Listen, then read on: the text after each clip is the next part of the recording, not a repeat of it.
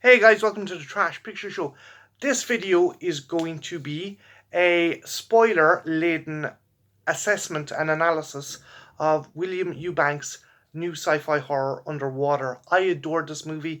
This movie was the perfect love letter to the sci-fi horror of the 70s and 80s. And this is also going to be laden with spoilers. So do not watch this video if you haven't seen the movie. Go see the movie and then come back and watch this video. But yeah, I'm going to be going over not only the aesthetic, the characters, but also the creatures and the ending. So major spoilers. So starting off, the aesthetic. It is fantastic. This captures the look and feel and vibe of the used future kind of layout of certain spaceships and kind of off-world bases you would have seen in science fiction in the 70s and 80s with the likes of Alien, obviously, but also Silent Running. It's a very economical looking kind of underwater station.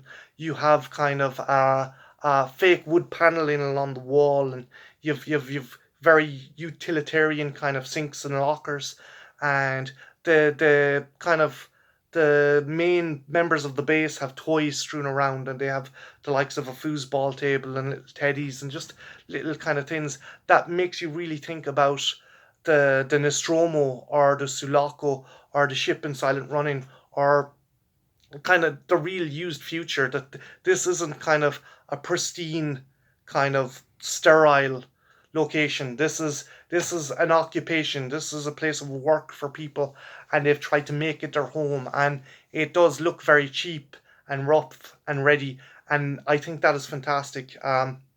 Eubank has captured the look and vibe of the movie. And someone said to me in a comment on my prior video that this could be set in the same universe as Aliens. And I was going to kind of say, well, that wouldn't work for timeline purposes. But then when I thought back about the movie never states what time period it's set in. It doesn't say if it's set in present day or 100 years from now, which I think works fantastically because you are underwater the entire time. You don't know what the fuck is going on above. You don't know how advanced the civilization is above. It could be 10 years from now, it could be 100 years from now, whatever. But the fact the base and the installation and the drilling platforms look and feel like something that could have been ripped out of 70s sci-fi is fantastic.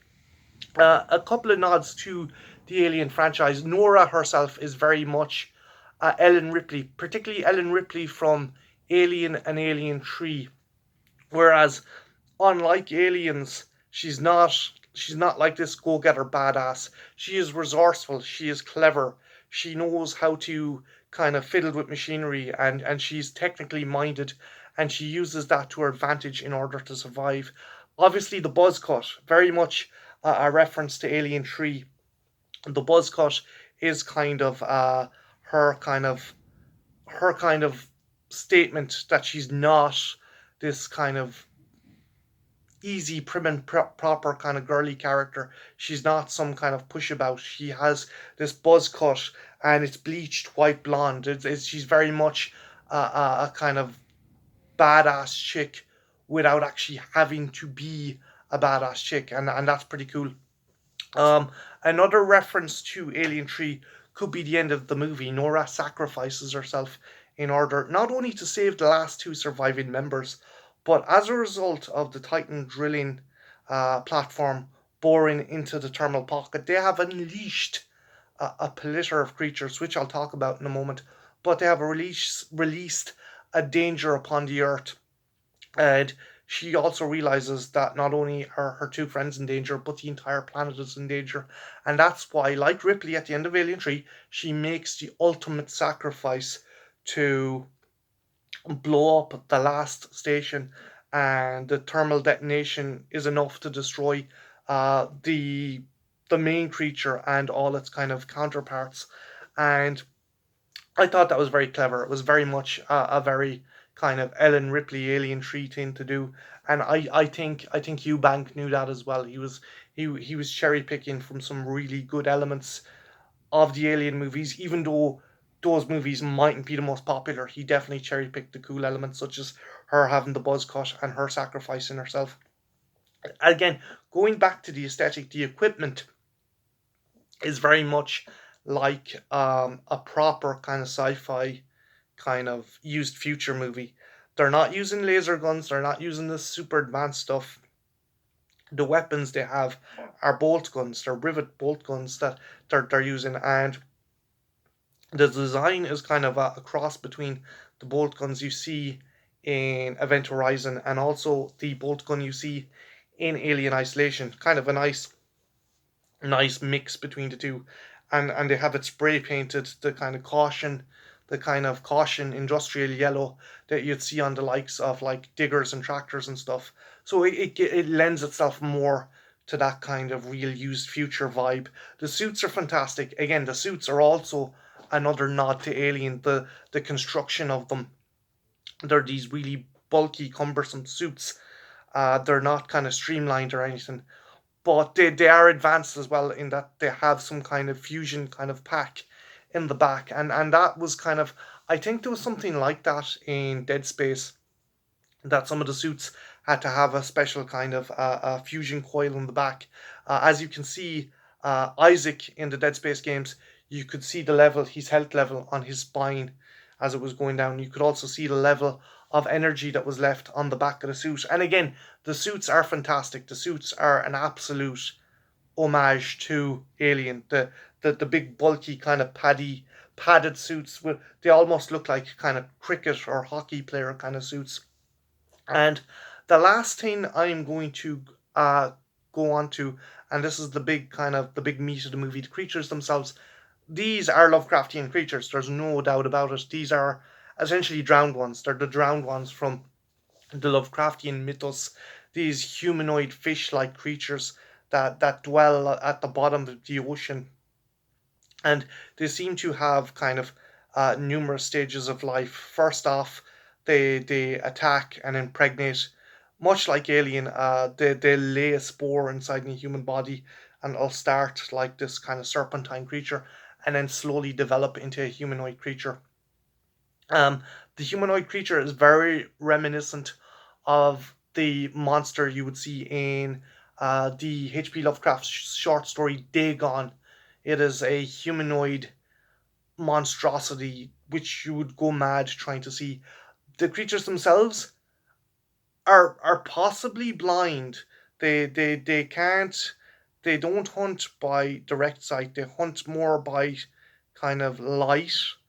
They're not fully blind, but they definitely have uh, a visual impairment where they hunt and stalk directly towards light. And I don't think by sound. I don't know if sound would travel as well underwater, but they're definitely something that is used to being able to dwell in the base of the ocean. So maybe they do hunt by sound. Very reminiscent of the kind of crawlers you saw in Descent. So Eubank's picking from some really great things, and Descent, another claustrophobic kind of horror movie. Um, then their big bad, their leader, the creature they seem to worship, is it's Cthulhu. There's no getting around it. This creature is Cthulhu or some variant of Cthulhu. This massive creature which seems to, it doesn't even intend to deliberately destroy the station. Its movement is just destroying the station, but it's also very malvoyant and vicious, as we see later on, and it lays waste to everything, be it deliberately or accident. I'm not sure. It's obviously a threat to mankind, and that's why Nora decides to blow up the last drilling platform and kill it. And again, this it was amazing, the fact that the drowned ones seem to tether themselves to the base of this creature. What you thought was some kind of rock formation was actually this obviously sleeping titan or sleeping elder god, and these creatures were basically parasites like lice on it. And yeah, it was very cool. I thought it was very cool. The reveal of that. I did think the monsters were revealed a bit too much, but by and large, still an awesome movie. I implore you to go see it if you haven't, or if you've seen it already, go again. But there's so much to see in this movie, so many references to other great sci-fi, and it's not ripping these off. It's making its own thing. As I said before, that I think I think Hollywood is creatively bankrupt, and Fox has kind of milked the Alien and Predator franchise to death. This is certainly a willing candidate that really, really needs to go and get a sequel, because I want to see what happens. Maybe Nora had wiped every single one of them out at the end of the movie. I don't know, but by and large, this was an awesome movie, and this, along with 1917, are on my top list for the best movies of 2020. So that's my kind of analysis of Underwater. What did you think? Is there anything you noticed? Is there any kind of nods or references to other sci-fi movies, or do you think that these creatures were Lovecraftian? Were they based on the likes of the Elder Gods and the kind of drowned ones from Lovecraft? Let me know what you think in the comments below, and yeah, have a good one. Take care. Bye now.